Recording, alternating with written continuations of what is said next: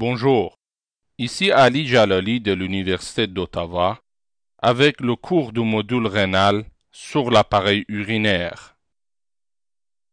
Le slide numéro 1 nous montre l'appareil urinaire. Il est composé des deux reins, les uretères, la vessie et l'urètre. Les reins sont disposés de chaque côté de la colonne vertébrale dans les fosses lombaires. À cause de la position du foie, le rein droit se trouve plus bas que le rein gauche. Comme on le voit sur l'image en bas, les reins et les uretères sont rétropéritonéales. Sur le slide numéro 2, on voit les deux reins reposer sur la paroi abdominale postérieure. Le slide numéro 3 nous montre une vue postérieure de l'anatomie de surface des deux reins. Comme on le voit, le rein gauche se trouve entre le 12e vertèbre thoracique et le 3e vertèbre lombaire. Son île se trouve au niveau de L1. Comprimé par le foie, le rein droit se trouve un niveau vertébral plus bas. Il s'étend de L1 à L4 avec un île situé au niveau L2. Sur l'image en bas, on voit les rapports de la surface postérieure des reins. La partie supérieure des reins est séparée par le diaphragme de la cavité pleurale et de la 12e côte à droite et des 11e et 12e côtes à gauche. La partie inférieure du rein est en rapport avec les muscles grand psoas, le carré des lombes et le transverse de l'abdomen. Image à droite vous montre l'angle costo-vertébral. Comme on le voit sur le slide numéro 4, le rein a la forme d'un haricot. Il possède deux pôles, le pôle supérieur surmonté par la glande surrénale et le pôle inférieur. Il possède aussi deux bords, le bord latéral qui est convexe et le bord médial qui est concave. Dans la partie centrale du bord médial, on trouve une fente appelée le hile. La cavité rénale entourant le hile s'appelle le sinus rénal. Le hile rénal contient d'avant en arrière la veine rénale, l'artère rénale et le pelvis. L'image en haut à gauche nous montre le pelvis rénal. On y voit les calices mineurs se réunir pour former les calices majeurs. Les calices majeurs se réunissent à leur tour pour former le pelvis rénal. Sur le slide numéro 5, on voit les éléments du hile rénal. Les veines rénales droite et gauche se jettent dans la veine cave inférieure. La veine rénale gauche passe devant l'aorte. Les artères rénales droite et gauche sont des branches de l'aorte abdominale. L'artère rénale droite passe derrière la veine cave inférieure. Sur la radiographie avec le produit de contraste à droite, on voit la formation du pelvis rénal par une réunion des calices majeurs. On y voit aussi les uretères qui font suite au pelvis rénal. Le slide numéro 6 nous montre les rapports antérieurs du rein droit. Face antérieure du rein droit est en rapport en haut avec le foie et la glande surrénale droite, en bas avec la courbure hépatique du côlon et les anses intestinales grêles, et devant son hile avec le duodénum. Le slide numéro 7 nous montre les rapports antérieurs du rein gauche. La face antérieure du rein gauche est en rapport en haut avec la glande surrénale gauche et la rate, au milieu avec le corps du pancréas et en bas avec la courbure splénique du côlon et les anses intestinales grêles. Le slide numéro 8 nous montre le fascia rénal et les graisses péri- et pararénales. Ceux-ci sont les facteurs responsables de la stabilité du rein.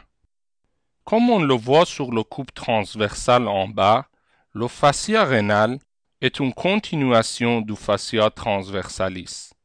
Au bord latéral du rein, ce fascia se divise en deux feuillets. Un feuillet antérieur ou fascia prérénal et un autre feuillet postérieur ou fascia rétrorénal. Les deux feuillets sont fusionnés du côté latéral. Du côté médial, le feuillet postérieur se fusionne avec le fascia du grand psoas et du carré des lombes. Les feuillets antérieurs droit et gauche sont continus devant l'aorte et la veine cave inférieure. Comme on le voit sur l'image en haut, du côté supérieur, les deux feuillets se continuent avec le fascia diaphragmatique et se fusionnent. Du côté inférieur, les deux feuillets restent séparés. Notez bien la présence d'un septum séparant la glande surrénale du rein. La graisse périrénale se trouve à l'intérieur du fascia rénal. La graisse pararénale se trouve à l'extérieur de ce fascia. Sur le slide numéro 9, on voit un coupe coronal montrant la structure interne du rein. On y voit la capsule fibreuse rénale qui donne au rein sa consistance. Le parenchyme rénal est composé de deux parties, le cortex rénal et la médulla rénale. Le cortex rénal forme la partie externe et contient des corpuscules rénaux. Le tissu cortical se prolonge entre les pyramides rénales, formant les colonnes rénales. Les pyramides rénales renferment les tubes collecteurs et représentent la médulla du rein. Les apex de ces pyramides sont appelés les papilles rénales. L'urine provenant des tubules collecteurs passe à travers des conduits papillaires pour se déverser dans les calices mineurs. De là, elle passe dans le calice majeur et le pelvis rénal. L'image en haut à droite nous montre la vascularisation du rein. Les artères rénales émergent de l'aorte abdominale au niveau L2. Elles se trouvent postérieures aux veines rénales. Notez bien que l'artère rénale droite est plus longue et passe postérieure à la veine cave. Chaque artère rénale se divise en 5 artères segmentaires. Les veines rénales se drainent dans la veine cave inférieure. La veine rénale gauche est plus longue et passe devant l'aorte. Sur le slide numéro 10, on voit la vascularisation du parenchyme rénal. On y voit les artères segmentaires se divisant en artères interlobaires. Les artères interlobaires traversent les colonnes rénales pour former les artères arquées. Les artères arquées donnent les artères interlobulaires. Notez bien que les veines accompagnent les artères. Sur le slide numéro 11 à droite, on voit l'innervation du rein. Le plexus rénal est un plexus autonome. La partie sympathique est dérivée des segments T10 à L1. La partie parasympathique est dérivée des nerfs vagues. L'image en haut à gauche nous montre comment la douleur rénale est projetée par les fibres afférents au dos et dans la région de l'angle costal. L'image à gauche en bas nous montre le drainage lymphatique rénal dans les nœuds lombaires. Sur le slide numéro 12, on voit les urtères. Ce sont des minces conduits rétropéritonéaux qui amènent l'urine du pelvis rénal à la vessie. Comme on le voit sur l'image en haut à gauche, les urtères possèdent 3 constrictions. une à la jonction du pelvis et de l'urtère, la deuxième quand il croise la bifurcation de l'artère iliaque commune, et troisième quand il perce la paroi musculaire de la vessie. Sur l'image à droite, on voit le trajet de la partie abdominale de l'urtère.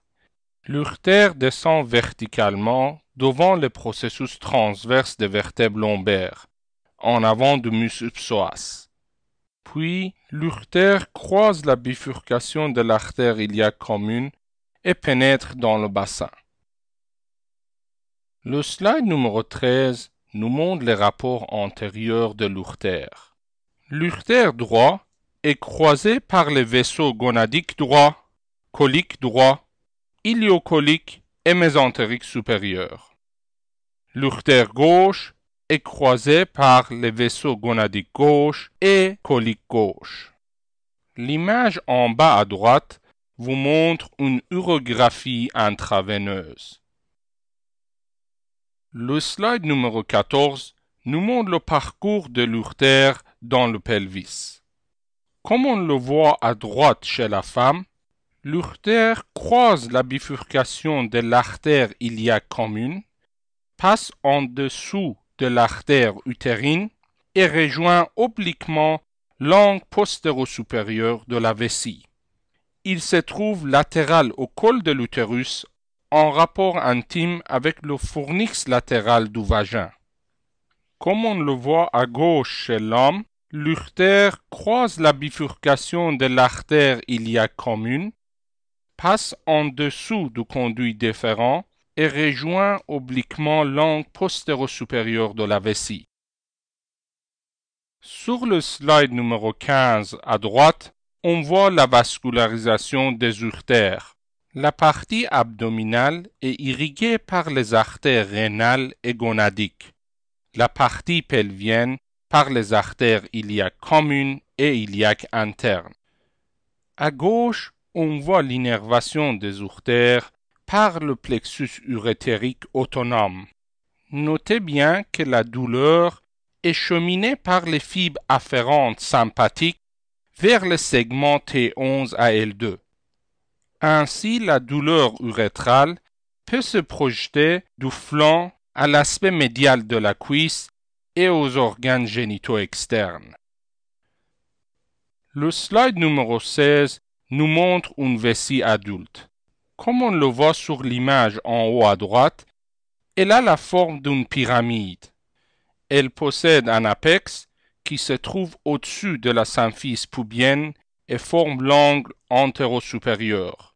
Une base qui forme sa surface postérieure, une surface supérieure qui est recouverte de péritoine et deux surfaces inférolatérales qui sont en rapport avec les os pubiens. Ces deux angles postéro-supérieurs reçoivent les terminaisons des urtères. Son angle inférieur, appelé le col de la vessie, forme l'urètre. Comme on le voit sur les images à gauche, le col de la vessie chez l'homme se trouve au-dessus de la prostate. Chez la femme, il se trouve sur le diaphragme urogénital. Sur l'image en bas à droite, on voit le muscle de la vessie appelé le muscle détrousseur. Le muscle détrousseur forme dans la région du col vésical le sphincter interne involontaire de l'urètre. Le triangle lisse qui se trouve entre l'arrivée des deux urtères et l'orifice du col vésical se nomme le trigone vésical. Le slide numéro 17 nous montre un couple sagittal au niveau du bassin masculin. Notez bien comment le péritoine couvre la surface supérieure de la vessie et la surface antérieure du rectum et forme ainsi le cul-de-sac recto-vésical. La base de la vessie est séparée du rectum par les vésicules séminales, les ampoules de conduit déférent et le septum recto-vésical de Denonvilliers. Sur la paroi postérieure, on voit aussi l'ovule vésical, qui est une petite élévation causée par le lobe postérieur de la prostate. Sur le slide numéro 18, on voit un coupe sagittal du pelvis féminin. Le péritoine couvre la surface supérieure de la vessie, puis il se réfléchit pour couvrir le corps de l'utérus et continue sur la surface antérieure du rectum. On a la formation de deux cul-de-sac, le cul-de-sac vésico-utérin et le cul-de-sac recto-utérin. La surface supérieure de la vessie est surmontée par le corps de l'utérus. Sa base est séparée du rectum par le col de l'utérus et le vagin. Sur le slide numéro 19, on voit la vascularisation de la vessie. Chez l'homme, la vascularisation se fait par les artères vésicales supérieures et inférieures. Chez la femme, par les artères vésicales supérieures et l'artère vaginale.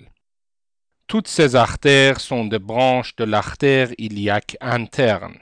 Le drainage veineux correspond aux artères et se draine dans les veines iliaques internes et dans le plexus vertébral veineux. Sur le slide numéro 20, on voit l'innervation autonome de la vessie. Le plexus vésical est composé d'une partie sympathique provenant de T11 à L2 et une partie parasympathique provenant de nerfs splanchniques pelviens S2, S3, S4. Le slide numéro 21 nous montre l'urètre. L'urètre est un canal membraneux qui se trouve entre le col de la vessie et le méate urétral externe. À droite, on voit l'urètre féminin. Il est assez court, de longueur de 4 cm, et possède deux sphincters. Le sphincter urétral interne, situé au niveau du col de la vessie, et le sphincter urétral externe, situé au niveau du diaphragme urogénital. Notez bien que le sphincter interne est involontaire et le sphincter externe volontaire. Comme on le voit à gauche, l'urètre masculin est plus long. Il a une longueur de 20 cm et se divise en trois parties: l'urètre prostatique, l'urètre membraneux et l'urètre spongieux. L'urètre masculin possède aussi deux sphincters.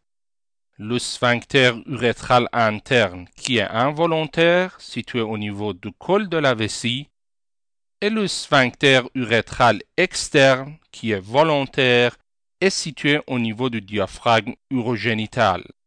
Ceci termine notre cours sur l'anatomie du rein et de l'appareil urinaire.